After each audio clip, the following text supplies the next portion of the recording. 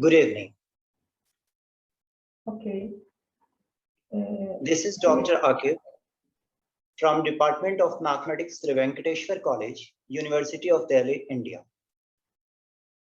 I'm very thankful to the organizing committee and the chair who give me opportunity to present my work entitled A Geometric Inequality for VAP product slant submanifold in locally metallic product space form. Before starting my presentation, I would like to acknowledge this is my joint work with the Professor Uguzan Bahadir from Case Imam University, Turkey, and Mr. Aslam from Jamia Millia Islamia, India itself. My presentation is divided into four sections. First section, VAP product, a very brief introduction, just to show why we have chosen this submanifold in our structure. Second section is dedicated to the ambient space, that is metallic Riemann manifold we are using in our work. Third section is fully dedicated to our result which we have obtained in the article, and the last section is showing some application of the result we have obtained in the article. So let us start with the discussion over the VAP product, why we have used it as a submanifold. In fact, one of the most fruitful generalization of the Cartesian product, or you can say direct product, is a VAP product that is introduced by Bischoff O'Neill in 1969. However, it has been noticed that the concept of VAP product appeared in the mathematical and the physical literature before the article published by Bischoff and O'Neill in 1969. Interested reader can see the article on semi-reducible Riemannian space form by Khrushchev. But mind it, that time the VAP product manifold was known as a semi-reducible spaces. Before going into deeper into the VAP product, it is better idea to have an exact definition of the VAP product. So let us suppose we have the two manifold NT and N theta with Riemannian metric G1 and G2, and let F be a positive differentiable function. Now let us consider a product NT to N theta with its projection I1 and I2. Then their VAP product manifold is the product manifold equipped with the structure 1, where a strict denote the symbol of the tangent map, and the function, the differentiable function f, is called as VAPing function. Now, question is where we can find this VAP product. So there are many to say, but few to mention. Many exact solution of Einstein field equation and the modified field equation are VAP product. And the best realistic description of the Schwarzschild space-time, which depict the outer space around the big star or black hole, is provided as a VAP product. So what are the application of the VAP product? In the physics, Einstein's general relativity space-time can be thought as a product of three-dimensional space and one-dimensional time, both of which have their own matrix, and hence their topology is determined by these matrices. Cauchy-Kelling theory, brane theory, Gauss theory all have interesting application of the product manifold.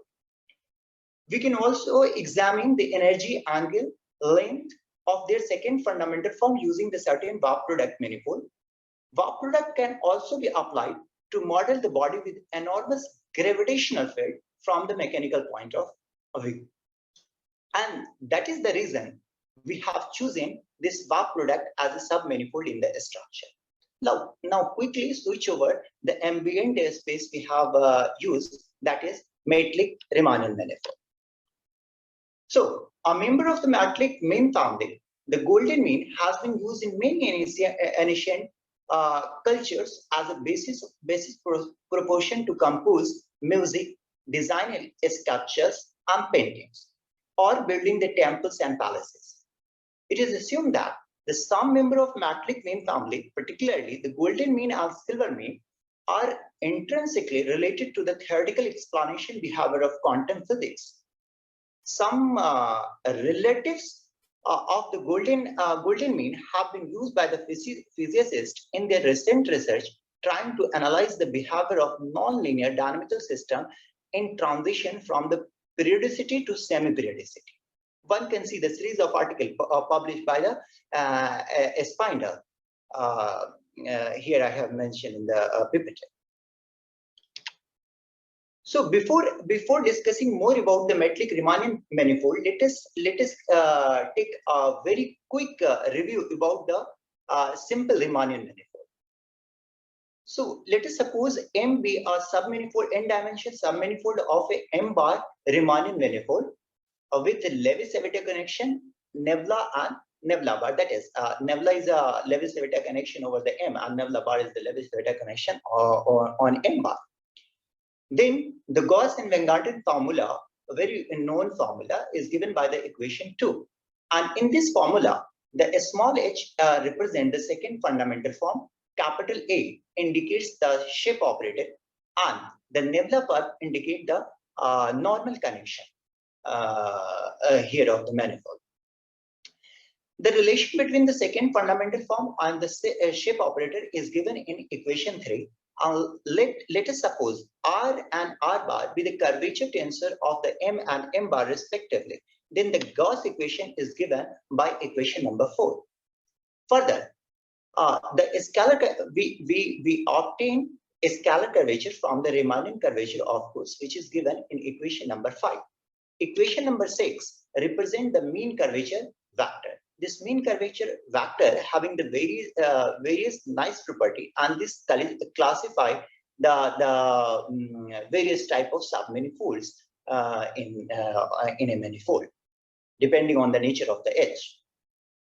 Now, again, I am switching over the metric Riemannian manifold. So a tensor theta of the type 1 is called a polynomial structure if it satisfies the equation number 7 on n-dimensional Riemannian manifold with the real numbers b1, b2, bn. And in this equation, I represent the identity transformation. The interested user can see the paper by Goldberg that published in 1970.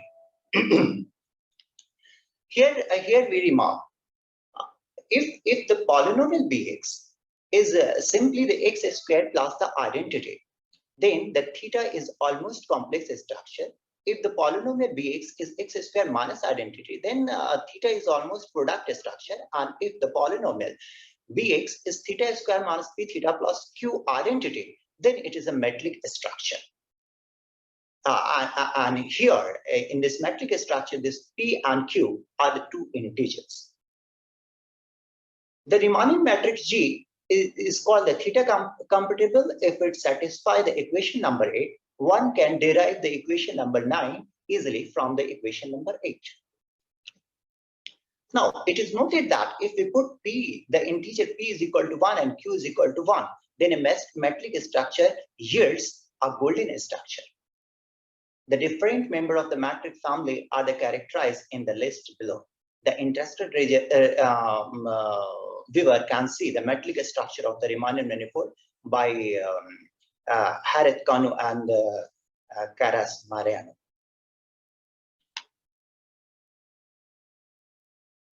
Any 1-1 tensor field theta on any m-dimensional Riemannian manifold is called an almost product structure if theta square is equal to identity and theta is not equal to identity. If an almost product structure theta satisfies the equation 10, then it is called almost product Riemannian manifold. It is also known that a metric structure phi on M induced two almost product structure given in equation number 11 and equation number 12, where the sigma pq represents a member of the metric mean family, that is a ratio of p plus under root q square plus 4q over 2. On the other hand, any almost product structure theta on M induced two metric structure phi 1 and phi 2. Let phi be a metric structure on M bar and let nebula be the linear connection on M bar. Then nebula bar is called a phi connection if nabla bar phi is equal to 0. That is, phi is invariantly constant with respect to nabla bar. A metric Riemann manifold is called the locally metric Riemann manifold if the Lewis-Cavite connection nabla bar of G is a phi connection. Now, slant submanifold. Sorry for interrupting, but you have 2 minutes left to finish your talk. Then we move on the question and answer part. Thank you. A submanifold M is called the slant submanifold if theta is independent of choice of x. If the slant angle theta is equal to 0, then M is called the invariant submanifold. If theta is equal to pi/2, then M is called anti-invariant submanifold. Now, let M bar be a locally Riemannian product. Assume that M1 and M2 have the constant sectional curvature C1 and C2. Then the Riemannian curvature R bar is given by equation number 15. And we derived this relation from the 11 and 15. Now, switching over the third section of our presentation that is dedicated to the main result. So this study starts with the curvature invariant, and curvature invariant play a key role in differential geometry as well in the physics. For instance, the magnitude of the force required to move an object at a constant speed is according to the Newton's law. Newton's law constant multiple of curvature trajectory, and the motion of the body in the gravitational field is determined by the curvature of space-time according to the Einstein. Now let us recall what was the Nash embedding theorem, most celebrated Nash embedding theorem. That is, every Riemannian manifold can be isometrically immersed in some Euclidean space with sufficiently high dimension. So what was the aim of Nash in this theorem? The Nash embedding theorem was aimed for in hope that if every Riemannian manifold could always be regarded as a Riemannian submanifold, this would then yield opportunity to use the extrinsic help. But this hope had not materialized till 1985, the paper published by Gromov. Then what was the difficulty? What was the difficulty to apply the Nash theorem? So the difficulties are, it required a very large codimension of a Riemannian manifold to admit an isometric embedding in Euclidean space in general. Second one, the submanifold of the higher dimension are difficult to understand, and there was no general optimal relation between the known intrinsic invariant and extrinsic invariant of arbitrary Riemannian submanifold of Euclidean space. So what are the possible solutions? One need to introduce new type of Riemannian invariant different in nature from the classical invariant. Second, one need to establish general optimal relation between the main extrinsic invariant and main intrinsic invariant. So motivated by this and to overcome the difficulties, Chen introduced new type of Riemannian invariant and established a general optimal relationship between the extrinsic invariant and intrinsic invariant on the submanifold. And this particular inequality is known as Chen's inequality. Now, what is the aim of this presentation? What we are going to do? So we are aiming to obtain the Chen's inequality for warp product submanifold in metric product space form. The second aim is to discuss the equality case of the inequality. And third and final aim is to discuss few application in terms of the harmonic function and the Hessian function, etc. So this is our finding. Or you can say this is the main result of the paper of our article. Let M be the M-dimensional warp product theta slant submanifold of M-dimensional locally metric product space form. Then we have obtained the inequality 70. And here in this inequality, delta and nebula are the Laplacian and the gradient operator on M1. And the equality case in this inequality 17 hold if and only if this M is mixed totally geodesic isometric immersion and the relation H1 N2 is equal to H2 N1 holds, where the H1 and H2 are the mean curvature vector on M1 and M2.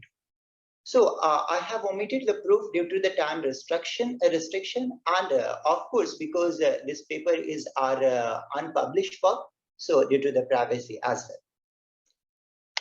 So next we have few application of the result. So from the theory of integration, we can recall that if M is orientable compact invariant submanifold, then for the volume element dV of M, we have the relation 18. So using the fact, we arrive at the following result. So let phi be a compact orientable warp product theta slant submanifold of locally metallic product space form. Then M is simply Riemannian product if and only if we have the inequality 90. Next result we have obtained in terms of harmonic function. So let M be the m-dimensional warp product theta slant submanifold of m-dimensional locally product metallic space form. Then if the warping function F is harmonic function, then we have the inequality 20. Last application is in terms of the Hessian function. If phi is a positive C infinity differentiable function, then the Hessian tensor function phi is this symmetric two covariant tensor field on M defined by equation 20, which satisfy the relation 22. And this H phi Ig is the relation given in 23.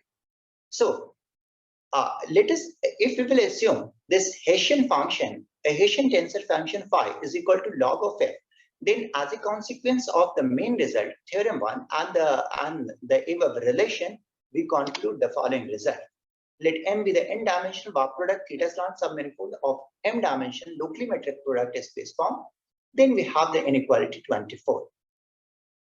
This is all about the presentation part of the paper. These are some references we have used in the article. Thank you so much for your attention. Professor Aquib, thank you so much for your talk. And dear attendees, do you have any question to Professor Aquib? If you have any question or comment, please use the question and answer button.